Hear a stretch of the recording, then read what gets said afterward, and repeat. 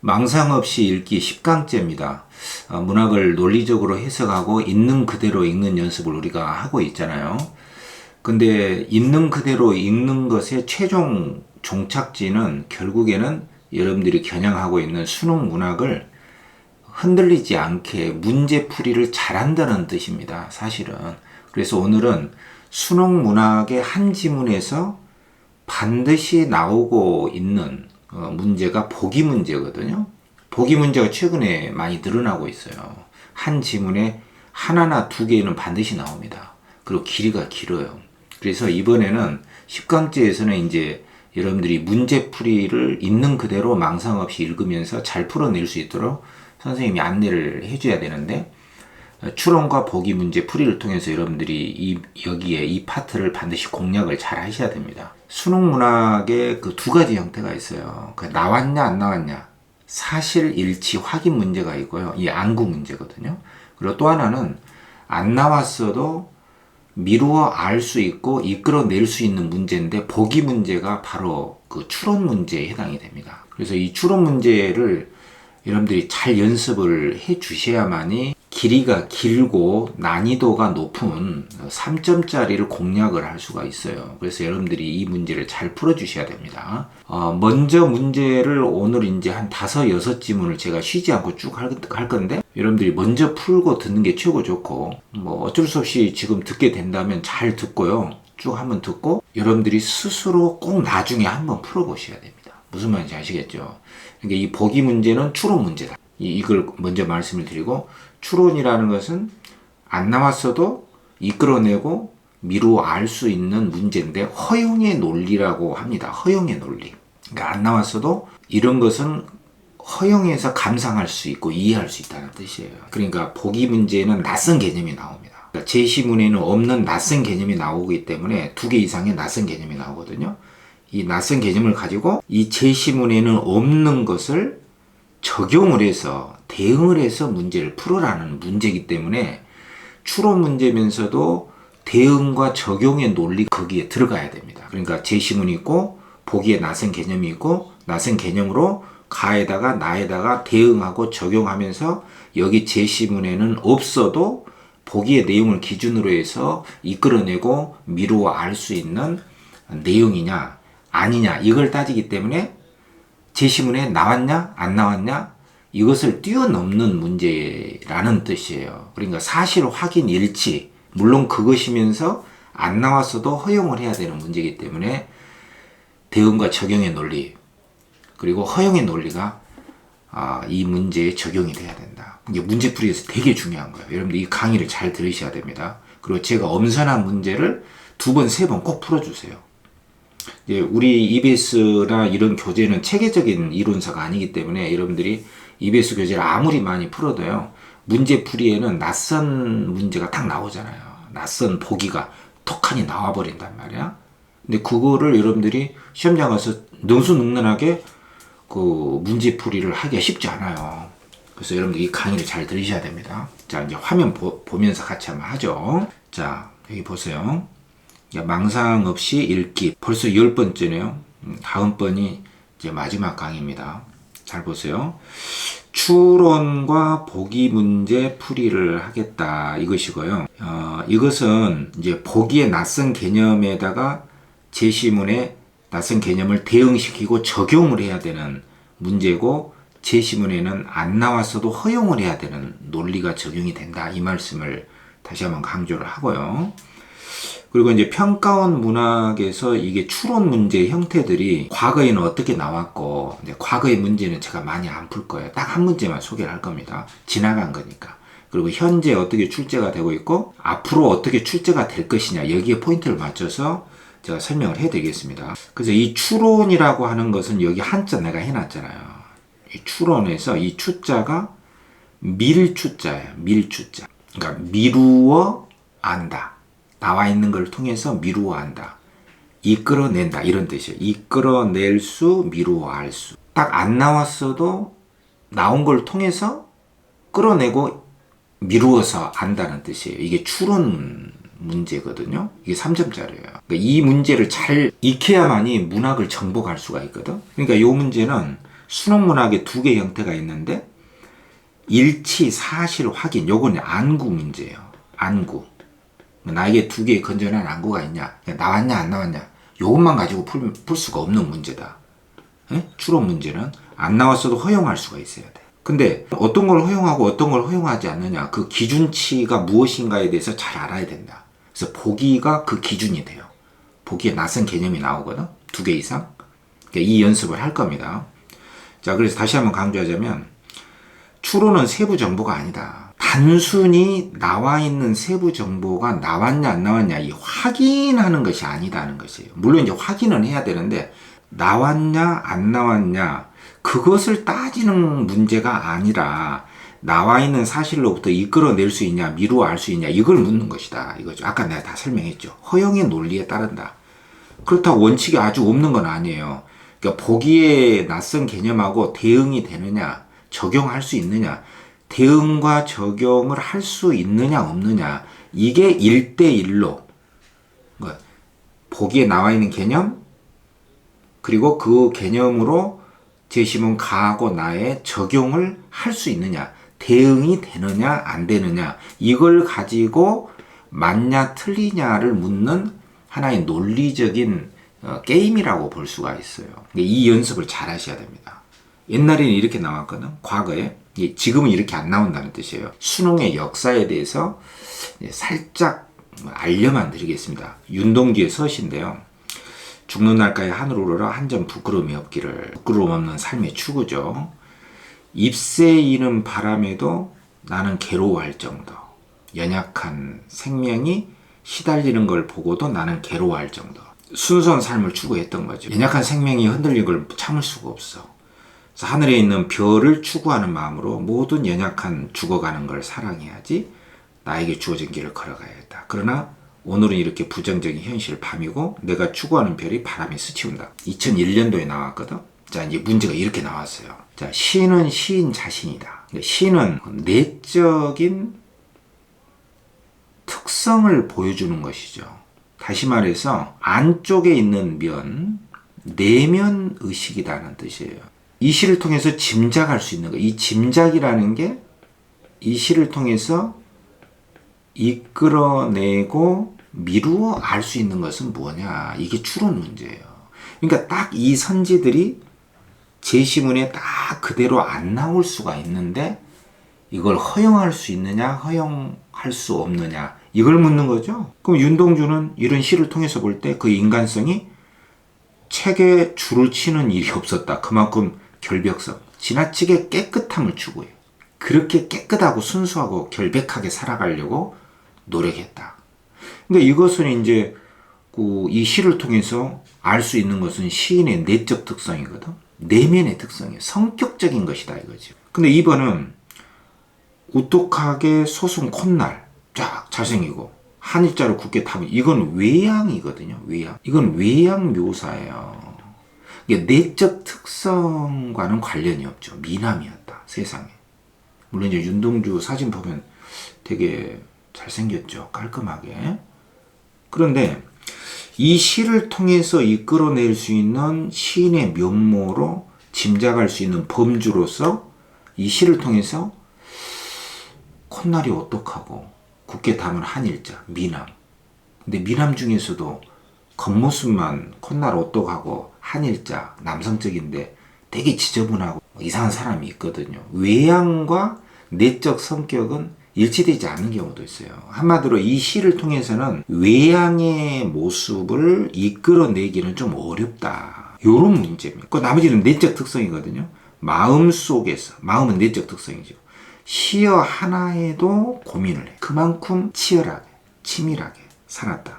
또 시국에 대한 불안, 가정에 대한 불안, 여러 가지 걱정할 것이 많았어. 그러면서 괴로워하는 눈치였다. 그러니까 이것은 어느 하나의 그 내적 심리 상태를 보여주는 특성입니다. 5번은 성격 중에서 가장 본받을 것 중에 하나는 남을 헐뜯는 말을 안 해. 남을 이렇게 씹거나 그러지 않아. 뒷담화를 하지 않아요. 아주 깨끗해. 안팎이. 그러니까 이런 문제는 지금 출제가 되지 않죠. 옛날에는 이런 문제가 많이 나왔거든요. 이것은 바로 시라고 하는 것을 통해서 시인을 끌어내라. 지금은 이렇게 안 나오잖아요. 이런 거 여러분들이 참고만 하세요. 추론 문제는 이와 같은 것입니다. 여러분들이 종잡을 수 없을 수도 있어요.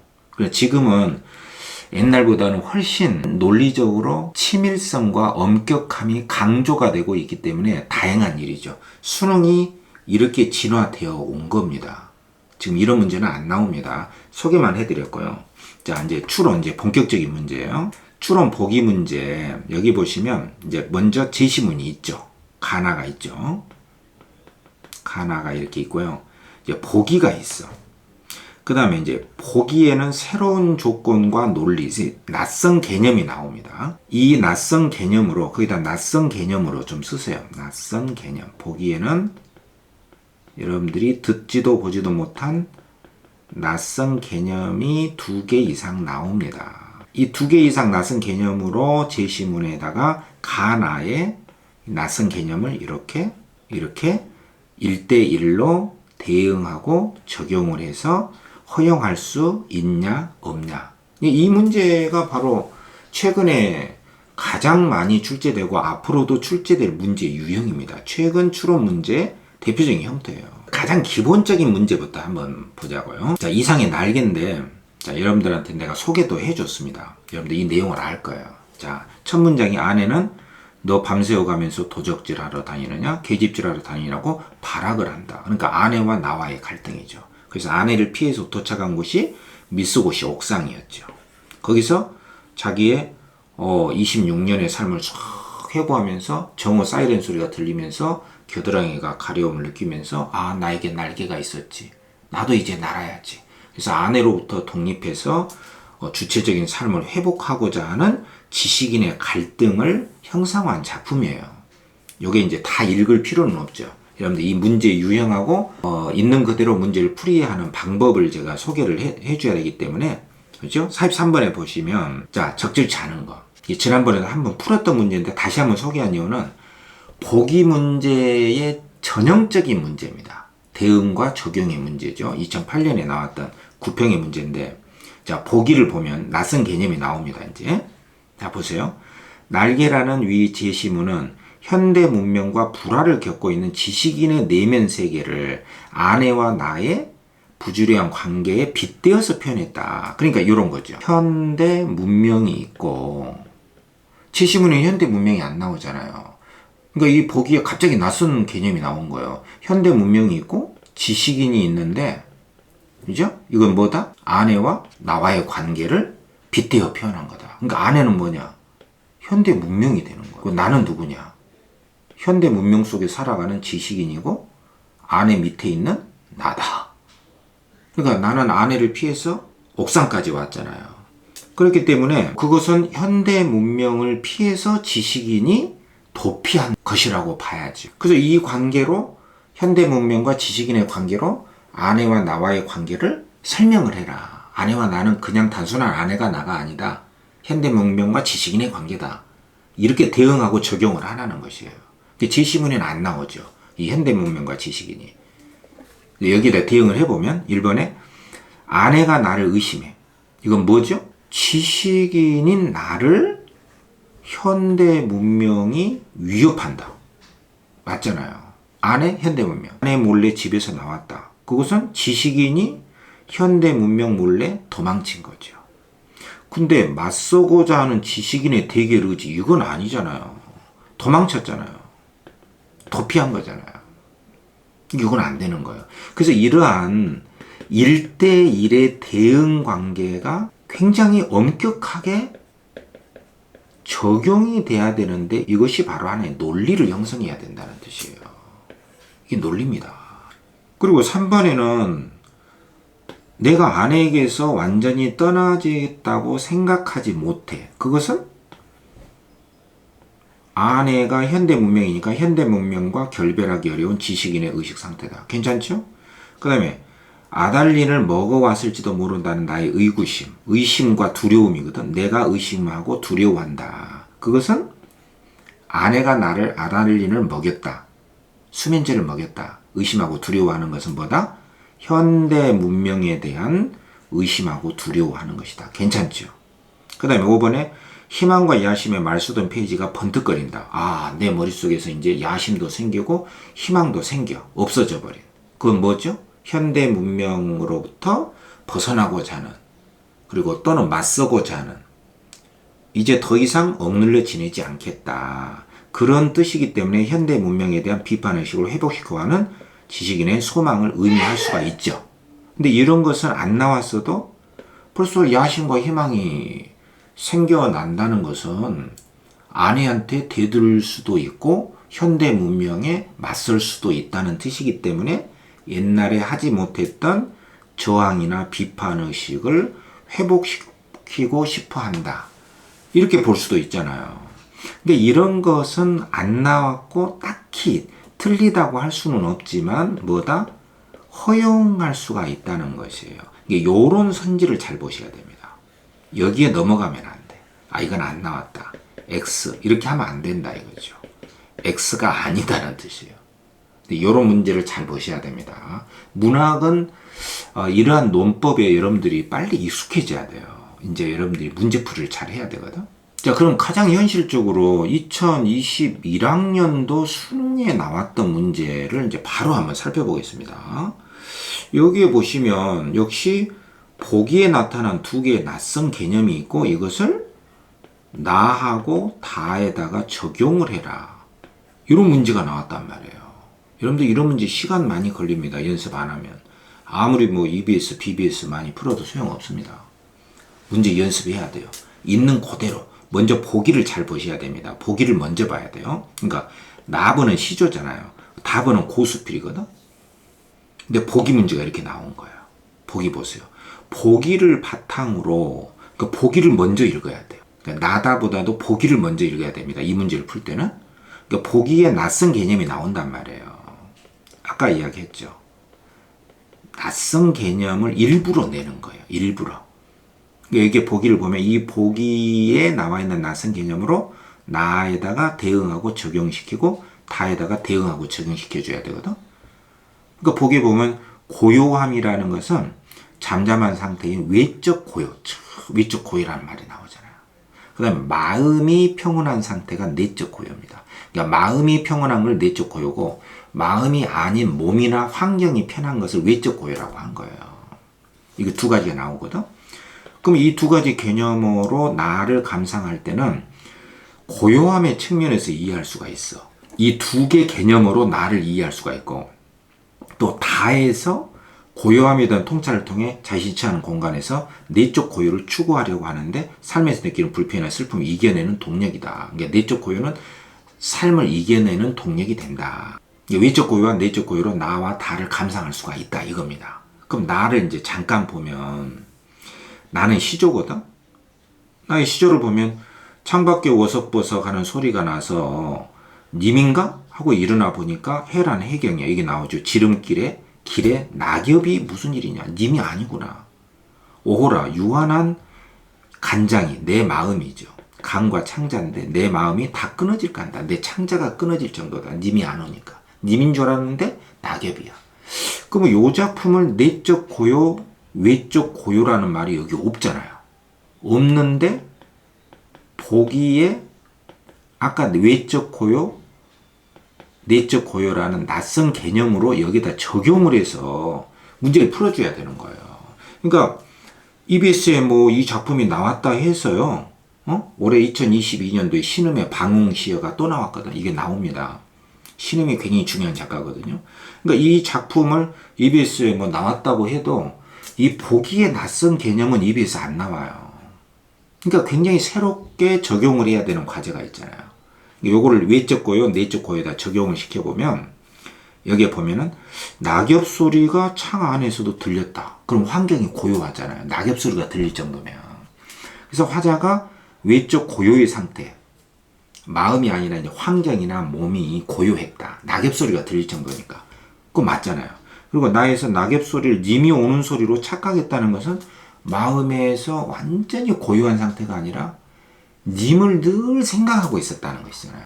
그러니까 화자의 심리가 내적 고요의 상태에 있지는 않았다. 이것은 마음이 완전 고요하지 않고 님에 대한 그리움으로 꽉 차 있었다는 뜻이에요. 그냥 낙엽 소리만 봐도 님인가 이렇게. 그러니까 뭔가 그리움으로 막 일렁이고 있었기 때문에 평온하고 고요하지 않았다. 그렇게 볼 수가 있거든. 요거는 나번에는 안 나왔어도 적용하고 대응해서 허용할 수 있는 내용이거든요. 이렇게 문제를 푸는 거예요. 근데 이걸 가지고 막 오이? 응? 오이? 이게 뭐야? 오이? 안 나왔네? X. 이렇게 꺼버리면 안 된다는 것이에요. 그 다음에 답안의 내용은 이제 다 읽을 수가 없기 때문에 자 이게 개략적인 내용만 보면은 나는 예전에 길갓집에서 살았는데 저작거 시장에서 가까워서 좀 시끄러웠거든. 시끌시끌. 그래서 흙을 쌓았는데 좀 조용했어. 외적 환경이. 그러나 초당이 동쪽으로 햇빛이 있었기 때문에 좀 더웠어요. 그래서 고요함이 더위를 이긴다. 정승열, 고요할 정, 고요함이 승리한다. 열을, 고요함이 더위를 이긴다. 이런 말로 액자를 딱 써서 붙여서 당호로 정해서 문설주에 위안을 삼았어요. 대저 고요함에는 두 가지 있으니 아까 나왔잖아요. 외적 고요, 내적 고요. 몸의 고요함이고 하나는 마음의 고요함이다. 몸의 고요한 사람은 편안한다. 마음이 고요한 사람은 점을 치는 듯하니 거북이로 촛불로 비춰보고, 그러니까 모든 일을 훤히 안다는 뜻이에요. 시원한 날씨와 더운 날씨가 무슨 상관이 있느냐. 그러니까 뭐 바깥의 날씨가 웬만큼 더워도 마음이 고요하면 그 바깥의 더위도 이겨낼 수 있다는 뜻이에요. 그래서 고요함이 이긴다라고 한 지금의 말은 마음의 고요함을 가리킨다. 그러니까 뭐 바깥 환경이 조금 시끄럽거나 더워도 마음이 고요하면 그 고요한 내적 고요의 상태로 다 극복한다는 뜻이에요. 그래서 이런 글을 나중에 집을 지었는데 거기에도 이 글을 또 써서 붙였다는 것이에요. 근데 어떤 사람은 누군가는 임원이 이름이 고요한데 지금 이 정원이 이렇게 고요한데 다시 고요함이 이긴다. 옛날에 그 액자처럼 고요함이 이긴다. 이 말을 썼거든요. 이 말을 쓰니까 이미 이렇게 환경이 고요한데요. 이제 잘 모르는 사람이죠. 고요함이 이긴다. 라고 하면 이미 고요한데 고요함이 이긴다라고 쓰니까 이거 너무 군더더기 아니냐. 라고 말할 수가 있을 것이다. 근데 이 사람은 뭔가 잘 모르는 사람이죠. 근데 고요함이 이긴다. 고요함이 더위를 이긴다. 이 말은 내적인 고요의 상태에 이르르면은 뭐 시끄러운 환경이나 더위도 내적 고요가 모든 걸 이긴다. 이런 뜻인데 내적 고요가 모든 걸 이긴다. 내적인 평안함이 있으면 모든 걸 이겨낸다. 이 말을 모르고 이렇게 고요한데 왜 또 고요함이 이긴다. 이 말을 왜 썼냐. 이거 군더더기 아니냐. 쓸데없는 것을 썼네. 잘 모르는 사람이거든. 그래서 나는 답해 주리라. 고요한데. 이건 외적 고요죠. 외적인으로 고요한데 다시 또 거기에 또 고요하니. 이건 뭐예요? 내적인 고요죠. 그러니까 바깥으로 환경이 고요하고 몸도 편안한데 거기에다가 내면적으로도 평온함에 도달해 있으면 모든 어려움을 다 이긴다는 뜻이에요.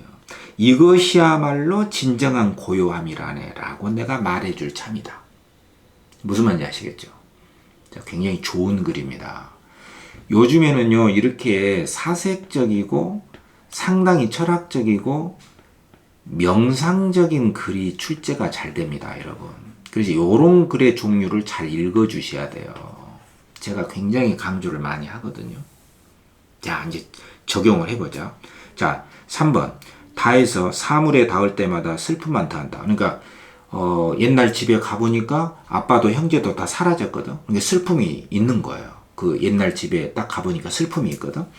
이렇게 슬픔만 있다는 것은 옛집을 돌아본 경험이 필자로 하여금 내적 고요를 이루기 어렵게 만들었다. 그렇죠. 슬픔이 있다는 것은 님을 그리워하는 것도 진정한 내적 고요가 아니고요. 슬픔이 있다는 것은 내적 고요가 아니거든요. 이런 선지 굉장히 좋은 선지예요.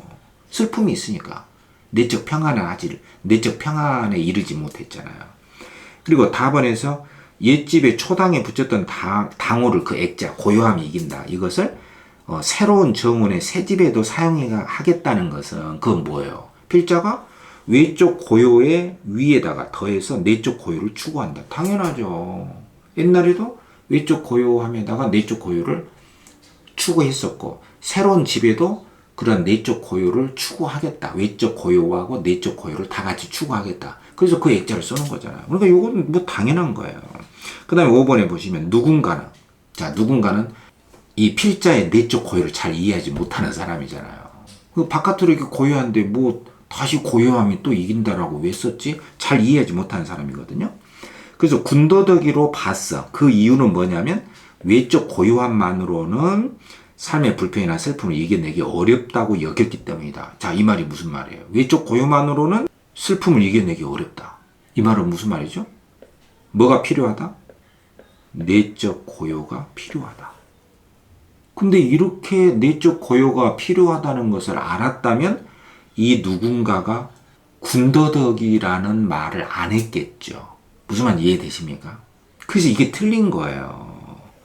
이게 누군가가 군더더기로 봤다는 것은 외적 고요에다가 내적 고요가 있다는 것을 몰랐기 때문에 군더더기로 표현한 것이다. 이렇게 해설을 해야 옳죠. 근데 군더더기로 봤다는 것은 외적 고요만이 아니라 내적 고요가 있어야 된다. 외적 고요만으로는 어렵다고 봤기 때문이다 라고 한다면 이 사람은 절대로 군더더기란 말을 안 했겠죠. 자, 이 선지는요 굉장히 출제를 잘한 것이고요. 이 적용과 대응의 논리를 평소에 연습을 안 한 사람이라면 그냥 EBS만 막 그냥 풀었어. 이 문제를 잘 못 풀 수도 있어요. 이게 최근 문제 출제의 기본적인 흐름입니다. 여러분들 이 문제를 잘 기억해 주셔야 돼요. 자, 그래서 내가 이 밑에다가 해설도 일부러 내가 좀 적어 놨습니다. 읽어 보시고요. 자, 그 다음에 여러분들이 꼭 기억을 해야 될 기출문제를 또 한편 보면 이제 소설로 한번 보겠습니다. 소설 박시전인데, 자, 여기에 내용에 보면 이제 보기 문제가 이렇게 있잖아. 자, 보기 문제가 이렇게 있습니다. 49번에 보기를 바탕으로 박시전을 감상해라. 그러니까 감상이나 이해라든가 설명이라는 문제는 사실상 추론 문제예요. 추론 문제는 뭡니까? 아까 말했죠? 보기에 낯선 개념이 몇 개? 최소한 2개 이상 등장한다. 이것을 가지고 가에도 나에도 이렇게 제시문에 적용을 해야 되기 때문에 이 제시문에는 이 낯선 개념이 안 나오잖아요. 그러니까 이 낯선 개념을 가지고 제시문을 잘 대응하고 적용을 해야 된다니까. 이 보기에 보면은 고전 소설은 현실 세계와 현실 세계도 있고 현실 세계를 떠난 초월계가 있다. 신성성을 확보한다. 이게 미학적 원리인데 고전 소설은 초월계와 천상이 있다 해도 그 공간을 현실 세계 연장으로 설정해. 그러니까 현실 세계의 초월계와 같이 아주 외진 곳, 그것도 있고 현실 세계도 있다는 것이에요. 그래서 초월계와 현실 세계를 같이 설정하고 있다. 초월계를 현실 세계보다 상위 공간으로 인식한 게 수직적 사고예요. 여기서 이제 낯선 개념이 하나 나오죠. 수직적 사고는 뭐냐? 초월계가 현실계보다 더 위다. 이런 거죠. 그리고 초월계를 현실 세계의 연장으로 설정하는 게 수평적 사고예요. 초월계가 현실계하고 서로 연속선상에 있어. 초월계가 위에 있으면 수직적 사고고 현실계보다 초월계하고 현실계가 서로 연결이 돼 있어. 그러면 수평적 사고다. 그러니까 수직적 사고와 수평적 사고라는 이 두 개의 낯선 개념을 가지고 박시전을 이해하라는 뜻이에요. 근데 여러분들이 박시전의 줄거리 아무리 외우고 이해하고 다이제스트 식으로 뭐 공부를 많이 해도요, 이렇게 갑자기 낯선 개념으로 들이밀어 가지고 제시문을 이해해라 이렇게 나오면은 대응과 적용의 추론 문제를 연습하지 않은 사람은 갑자기 뻥 뜨게 돼요. 그래서 이런 문제를 잘 연습을 하시라고 제가 여기에 문제를 엄선을 해 놓은 것이에요. 그렇죠?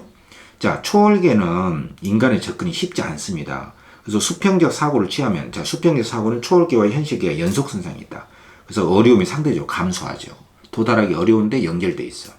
그래서 박시제는 현실계와 초월계의 성격을 동시에 지니는 공간으로 금강산을 설정했거든. 금강산은 외진 곳 초월계고 그곳에서 천상 존재인 박저사의 딸 박씨와 현실계의 존재인 이시백의 결혼이 이루어지게 함으로써 수직적 사고를 수평적 사고 위에 아우르고 있다. 어렵죠. 이 말 자체가.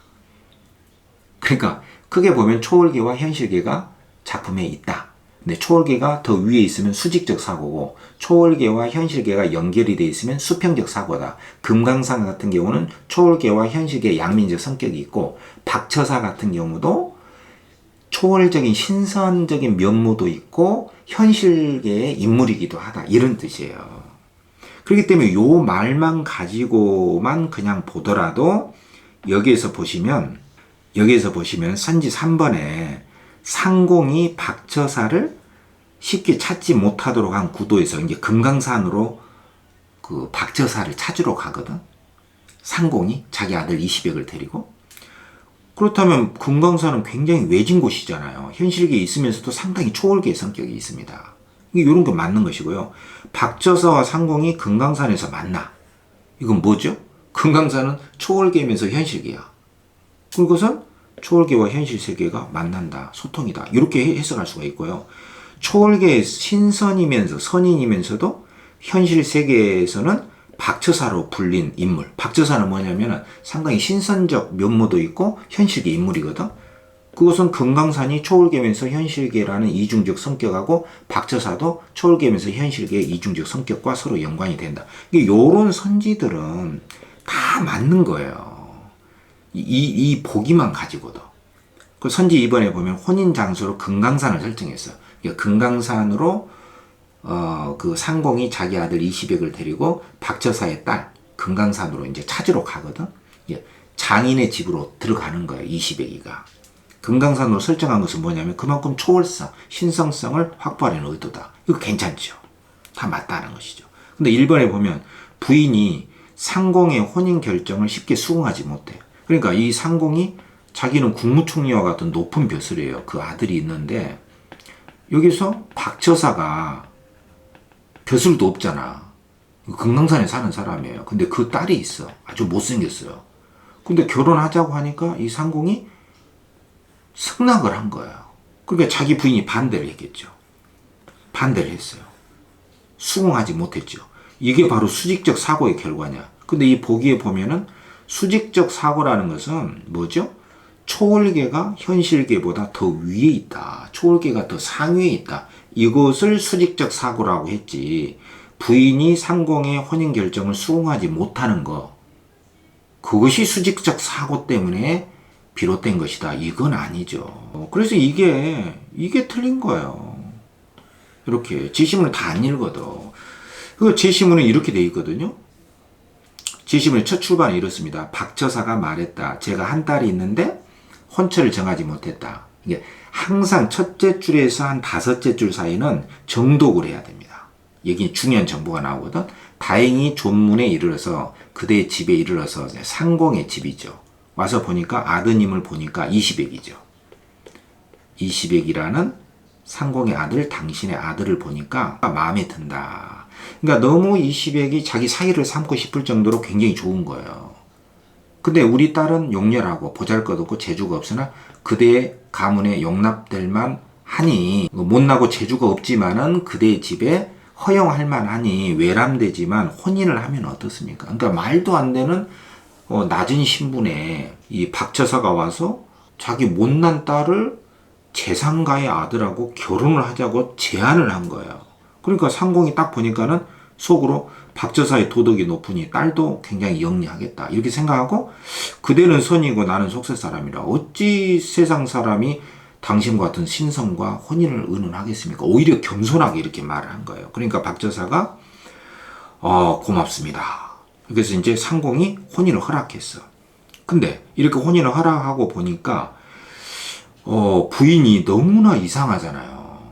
벼슬도 없는 저렇게 보잘것없는 집안에 왜 결혼을 허락했지? 그래서 상공이 혼인의 일륜대사라 이 부인이 의아해하면서 물었죠. 일륜대사인데 이 큰일인데 은혼도 없이 근본도 모르는 낮은 집안하고 겸손하게 혼약을 했습니까?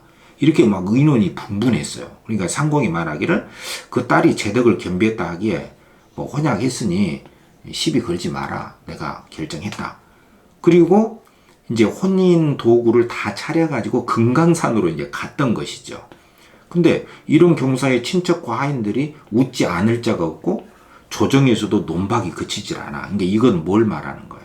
지금 상공이 너무나 신분이 낮은 박처사의 집안하고 결혼할 처지가 못 되는데 결혼을 했기 때문에 너무 신분 차이가 나니까 막 다들 이상하게 생각했던 것이죠. 자, 요런 내용입니다.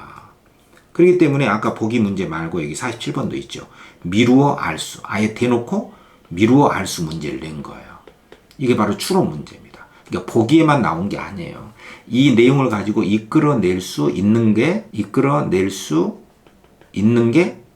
뭐냐, 이걸 묻는 것이죠.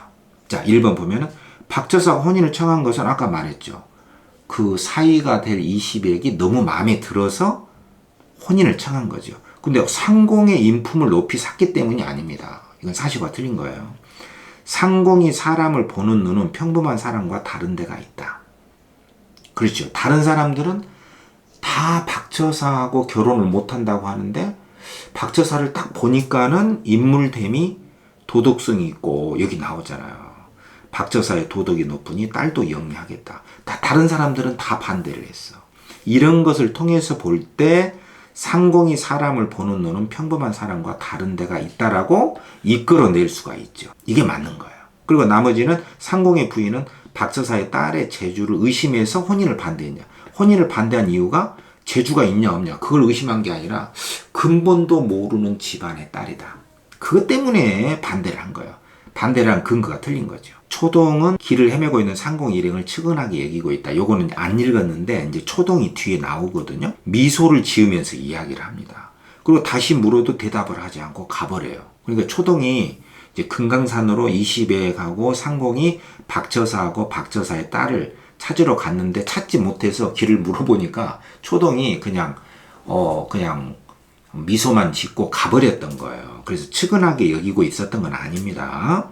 그리고 20액은 부친의 성급한 혼인 결정을 못마땅하게 여기고 있는 게 아니라 이 밑에 보면은 아빠를 오히려 위로합니다.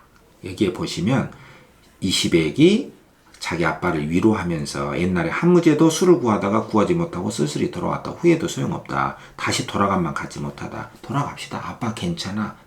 이렇게 위로를 한 거예요. 그래서 이런 것들은 제시문의 내용과 더불어서 내용 중에 나와 있는 내용을 통해서 이끌어낼 수 있는 것으로 적당한 것은 뭐냐. 그래서 이걸 답으로 했고요. 보기에도 이러한 수평적, 수직적 사고라는 두 개의 개념으로 선지에다가 적용하고 대응하는 문제를 냈던 것이에요. 여러분들 이 문제에 익숙해지셔야 됩니다. 제가 엄선한 문제를 2번, 3번 꼭 풀어봐야 됩니다. 자, 그러면 마지막으로 한 문제만 다시 한번 연습을 한번 해보겠습니다. 수능 역사상 현대시 중에 가장 어렵게 출제됐다고 했던 시입니다. 김수영의 구름의 파수병이 나왔어요. 네? 여기 보기를 보시면요. 구름의 파수병에는 시와 생활 사이에서 갈등하는 화자의 자기 성찰이 나타나 있다. 성찰이 출제 1이죠. 화자는 생활에 몰두하려는 자아가 있고 이러한 자아를 극복하고자 하면서 시를 새롭게 지향하려는 자아를 등장시킨다. 그랬어요. 그러니까 여기에 이 시에는 안 나오지만 낯선 개념으로서 두 개의 자아를 소개를 하죠. 이 두 개의 자아가 뭐냐? 하나는 현실에 안주하고 생활 속에 머무르려고 하는 자가 있고 또 하나는 그것을 극복하고 또 다른 세계로 지향하고 나아가려고 하는 자가 있어요. 이게 바로 시 정신을 지닌 자입니다. 시를 새롭게 지향하려는. 그러니까 여기서 말하는 시라고 하는 것은 새로운 삶을 추구하겠다는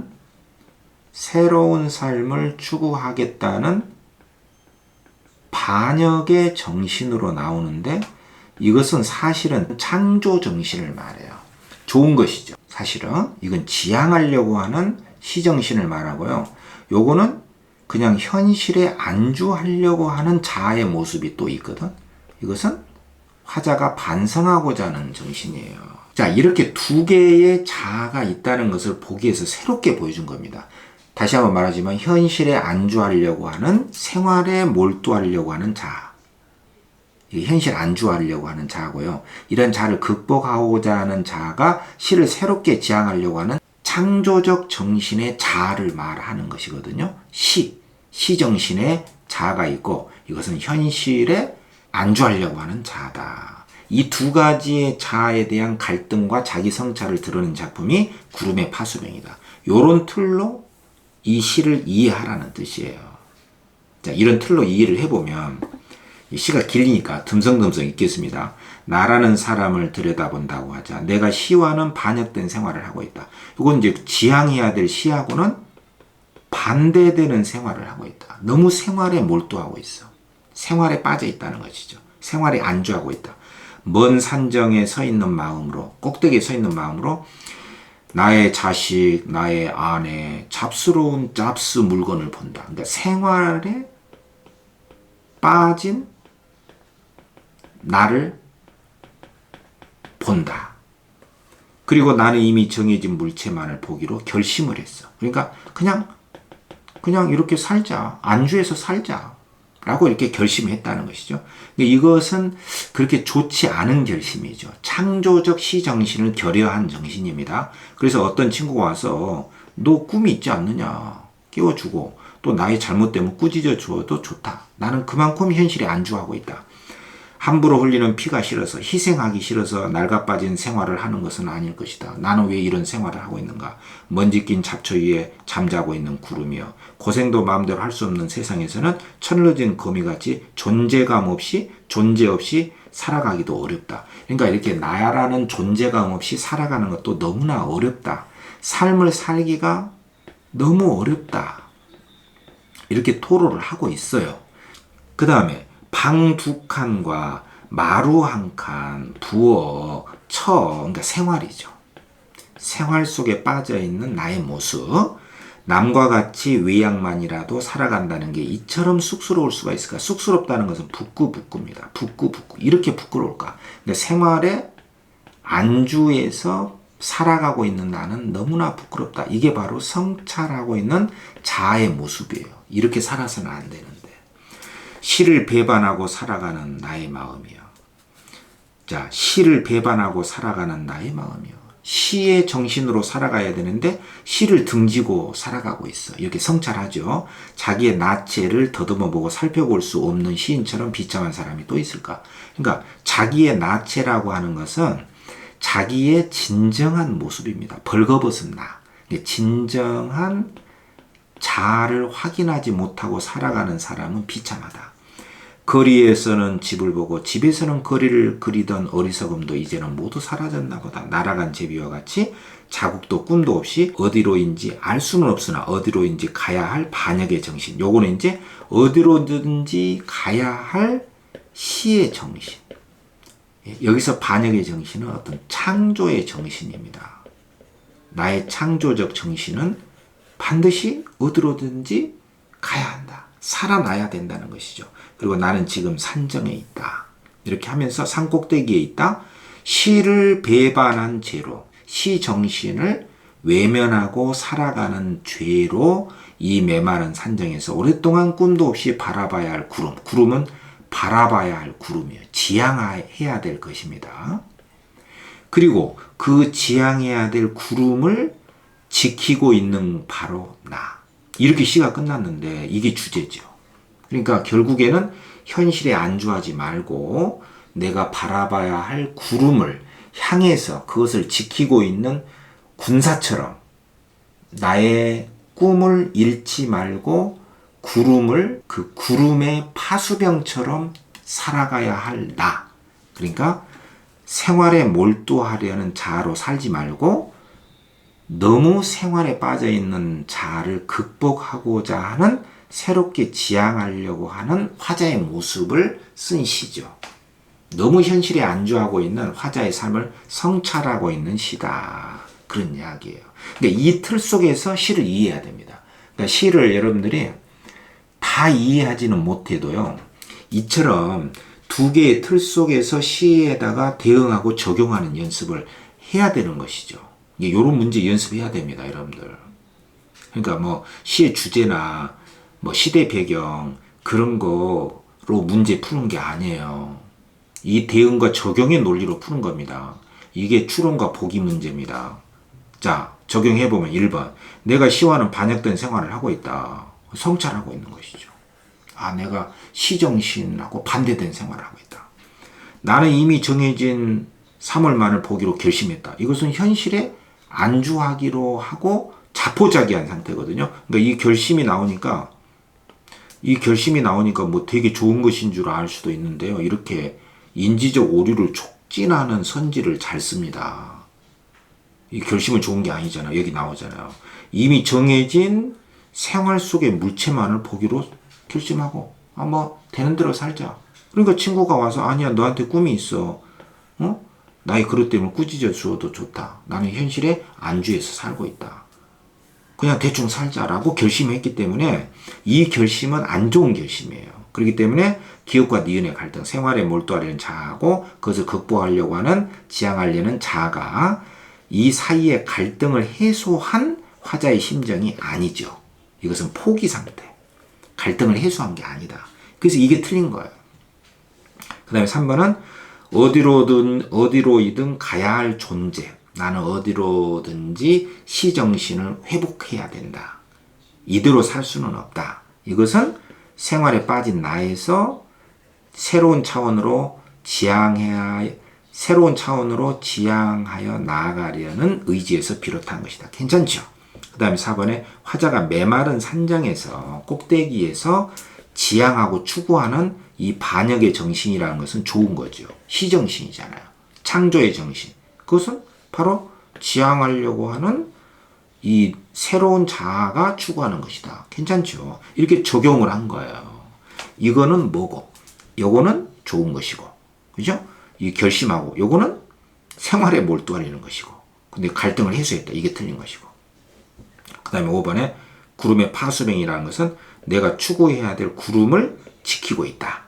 내가 추구해야 될 것을 딱 지키고 있는 군사다. 이 말은 구름의 파수병은 두 자, 생활에 안주하려고 하는 자와 극복하려는 자, 갈등 속에서 시를 새롭게 지향하려는 화자의 의식이 반영된 이미지다. 괜찮죠? 이렇게 문제를 낸 거예요. 그러니까 문학을 전공한 선생님들이 이 시도 낯선 것이었지만 EBS에 안 나온 것이었어요. 김수영의 구름의 파수병. 길고 이렇게 긴 것은 안 나올 것이다. 이렇게 예상도 했겠죠. 그런 예상을 비웃기라도 하듯이 이렇게 길고 조금은 난이도가 있는 현대시를 출제를 한 데다가 이 보기에서는 또 낯선 두 개의 개념을 제시문과 관련해서 새롭게 설정해서 이 두 개의 개념으로 제시문을 해석할 것을 요구하는 이런 문제를 출제를 했기 때문에 상당히 난이도 있게 느낄 수가 있죠. 시험장에서. 자, 이 뒤에는요. 제가 자서전들 쓰십시다. 현대소설도 하나 소개를 했는데요. 여러분들 여기에다가 요거는 여러분들 나름대로 한번 풀어보시기 바랍니다. 여기에 제가 답은 적어 놓겠습니다. 자, 여러분. 자, 오늘 10강에서는요. 보기와 추론의 문제, 대응과 적용의 논리. 그것은 사실 확인 문제가 아니라 나와 있는 것만이 아니라 보기에 낯선 개념을 제시를 하고 그것으로 제시문에 대응하고 적용함으로써 사실 확인뿐만 아니라 허용할 수 있느냐, 해석을 어느 정도로 허용할 수 있느냐, 이 추론의 문제를 연습을 했습니다.